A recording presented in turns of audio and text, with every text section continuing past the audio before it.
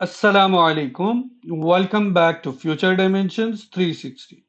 जैसा कि आप जानते हैं कि हमारे लास्ट ट्यूटोरियल में हमने सीखा था रेफरेंस फॉरवर्डिंग के बारे में।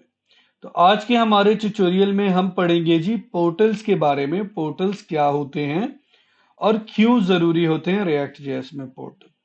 सबसे पहले हम मूव फॉरवर्ड करते हैं जी अपने पब्लिक फोल्डर में। एक फाइल होती है जी इसमें index dot H T M L की, इसको लोकेट कर लेते हैं। जैसा कि हमने अपनी इस ट्यूटोरियल की सीरीज के बिगिनिंग में बताया था कि हमारी पूरी रिएक्ट जेएस एप्लीकेशन जो रिएक्ट बनाता है वो पूरी की पूरी एप्लीकेशन इस डिव जिसकी आईडी रूट होती है इसके अंदर लाए करती है। कैसे? रिएक्ट का एंट्री पॉइंट होता है इंडेक्स डॉट जेएस की फाइल।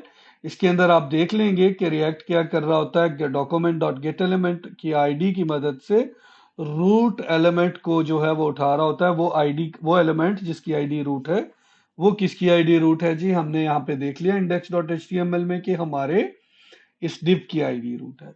अभी क्या होता है जी, कुछ हमारे पास सिनेरियोज ऐसे आ जाते हैं कि हमने कोई एलिमेंट स्पॉन करने होते हैं अपने वेब पेज में, but outside this root element हमने इस div के बाहर कुछ एलिमेंट्स को स्पॉन करना होता है। तो वह कैसे करते हैं जी? वो हम लोग करते हैं with the help of portals. तो आइए देखते हैं जी पोर्टल्स होते क्या हैं और कैसे बनते हैं। पोर्टल्स डेमो एक नई फाइल बना लेते हैं जी, .js rfc react functional component create हो गया। इसको मैंने h1 का टैग दे दिया और इसी पोर्टल्स को मैं अपनी app.js में इंपोर्ट कर लूंगा जी। पोर्टल्स डेमो इंपोर्ट हो गया। चले जाते हैं ब्राउजर में, ये देखें जी पोर्टल्स डेमो आ गया। इंस्पेक्ट किया एलिमेंट को और अपने यू जाके देखा ब्राउजर में, तो हमारा ये जो h1 टैग है ये अंडर द div जिसकी आईडी रूट है उसके अंडर लाई कर रहा है या इसके अंडर आ रहा है। अब हमारी रिक्वायरमेंट क्या है? हमने इस h1 टैग को आउट ऑफ दिस div क्या करना है? स्पॉन करना है। तो वो कैसे होगा जी? उसके लिए मैं क्या करता हूं जी, मैंने इसके लिए सबसे पहला स्टेप जो है, आपने वो डिव बना लेना है जिसके अंडर आपने उसको लगाना है। तो मैं कहता हूं जी रूट डैश पोर्टल के नाम से डिव है। अब नेक्स्ट मैंने क्या करना है, मैंने इस h1 टैग को इस डिव के अंदर लेकर आना है, यानी कि इस रूट से बाहर। कैसे लाएंगे जी? पहला मैंने स्टेप कर लिया, मैंने ये डिव बना लिया। अब मैं क्या करूंगा, मैं अपने पोर्टल कंपोनेंट में जाके इस डिव को गेट कर लूंगा। मैं कहता हूं जी कॉन्स्ट एलिमेंट का नाम दे दें जी इसको, या पोर्टल एलिमेंट का नाम दे दें जी। पोर्टल एलिमेंट का नाम दे दिया जी मैंने। Equals to document dot get element by ID कर लें जी, और इसमें आप आईडी पास करवा दें जो आपने यहाँ पे अपने डिव की रखी हुई है। कॉपी किया जी, इसको पेस्ट कर लिया, इधर बनाना शुरू कर दिया आईडी। आईडी को इधर पेस्ट कर दिया और हमारा पोर्टल अपीयर हो गया। सेकेंडली क्या करना है, ये जो आप रिटर्न क्रिएट कर रहे होते हैं इसके अंदर आपने एक क्लास होती है, यहाँ पे आप इसको इंपोर्ट कर लें, रिएक्ट डॉम की। ठीक है जी, कहाँ पे ये अवेलेबल होती है? ये अवेलेबल भी रिएक्ट डॉम की लाइब्रेरी के अंदर होती है जी। रिएक्ट डॉम की लाइब्रेरी में एक क्लास अवेलेबल होती है। इसके थ्रू आप क्या करते हैं, आपके अंदर पास एक फंक्शन अवेलेबल होता है, एक मेथड अवेलेबल होता है इस लाइब्रेरी में, जो आके आपको हेल्प करता है कि आप अपनी HTML को किसी स्पेसिफिक डिव जिसकी आईडी आप खुद डिफाइन करते हैं उसके अंदर स्पॉन कर लें, लाइक अ पोर्ट। तो ये मैंने फंक्शन कॉल कर लिया। पहला एलिमेंट ये क्या लेता है जी, ये JS6 ले लेता है एज एन इनपुट।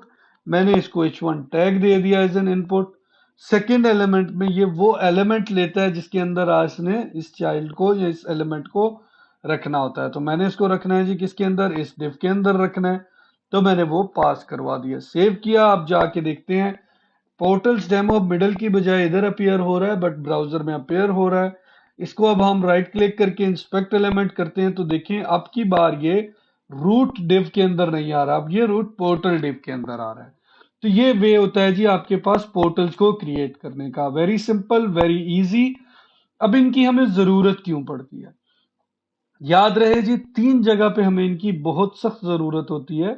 पहला, जब आप अपनी यूआई में कोई भी पॉपअप क्रिएट करना चाह रहे होते हैं तो आप हमेशा मोडाल का यूज, पॉपअप का यूज, सॉरी पोर्टल्स का यूज करते हैं। ये रिकमेंडेड है कि आप अपनी यूआई में पोर्टल्स का यूज करें जब आप मॉडल्स बना रहे हो। सेकेंडली, जब आप पॉपअप्स बना रहे हो तब, फर्स्टली मॉडल बना रहे हो तब, एंड थर्डली टूल टिप्स बना रहे हो। तो 3 डिफरेंट यूआईज जब आपने उनको अपनी यूजर इंटरफेस पे लाना हो तो पोर्टल्स का यूज करना बहुत जरूरी है। फर्स्ट कौन सी जी? First popup, second model, third tooltip. अब हमारे पास एक एग्जांपल है मॉडल की, हमने प्रिपेयर की हुई है इधर, हम देख लेंगे जी इसको। यहाँ पर आ जाते हैं, हमने ये एग्जांपल में क्या हो रहा है जी, आप क्लिक कर रहे हैं तो ये आपके पास एक मॉडल अपेयर हो रहा है जी आपकी यूआई में। अब आपके पास दो index.html में आए, आपके पास दो डिव हैं, एक की आईडी रूट है, एक की मॉडल रूट है। अब ये जो पॉपअप है ये हम स्पॉन कर रहे हैं किसके अंदर? इस मॉडल रूट में। देख लेते हैं जी, हमारे पास जो है हमारा ये स्टार्टिंग पॉइंट है, इसको फिलहाल आप निगलेक्ट भी कर दें तो कोई इशू नहीं है। बेसिकली हमारी जो ऐप पड़ी हुई है वो index.js में हमारा मॉडल पड़ा हुआ है। हम क्या करते हैं, यहाँ पे एक पोर्टल क्रिएट कर लेते हैं। फर्स्ट एलिमेंट जो है वो उसको हम JSX एलिमेंट पास कर देते हैं div, जो कि पूरे मॉडल का कोड है। फिलहाल इसको निगलेक्ट कर दें जो भी कोड है इसके अंदर, बट ये ज़हन में रहे कि ये मॉडल है। सेकंड हम इसको वो div पास करते हैं जिसके अंदर हमने ये मॉडल रखना है। कौन सा डिव है जी? ये मॉडल रूट का डिव है, ये वाला डिव है जी जो हम इसको पास करवा देते हैं सेकेंडली। ठीक हो गया। अब देखें जी, अब क्या होता है कि ये जब आप क्लिक करते हैं तो ये क्या होता है, ये इस मॉडल रूट के डिव के अंदर आपका मॉडल स्पॉन होता है और पूरी स्क्रीन पे आ जाता है। साइडों से आप डिफरेंस चेक कर सकते हैं। अब मैं क्या करता हूं, मैं इसको मॉडल को खत्म कर देता हूं, इसको ओपन करता हूं, नीचे चला जाता हूं। ये मैं जरा मॉडल को स्किप करता हूं जी, जो मैंने सॉरी पोर्टल को स्किप करता हूं जी, डायरेक्टली मॉडल को मैं स्क्रीन में ले आता हूं। अब ये मॉडल बेसिकली कहाँ पे आ रहा है? ये मॉडल आ रहा है एज ए चाइल्ड। किसका एज ए चाइल्ड आ रहा है जी? ये आपका डिव है, इसका एज ए चाइल्ड आ रहा है। इस डिव को आपने मैक्स विड्थ दी हुई है 400 की, ठीक है।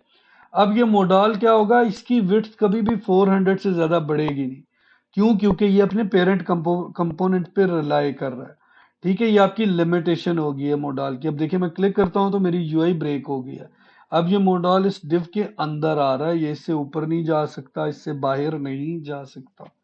तो इस तरह की लिमिटेशंस को ओवरकम करने के लिए रिएक्ट ने आपको पोर्टल्स दिए हुए हैं जिनका आप यूज करते हैं और अपनी यूआईज को मोर बेटर बनाते हैं। तो आज के लेक्चर के लिए इतना ही, इंशाल्लाह मिलते हैं नेक्स्ट ट्यूटोरियल में। तब तक के लिए अल्लाह हाफिज।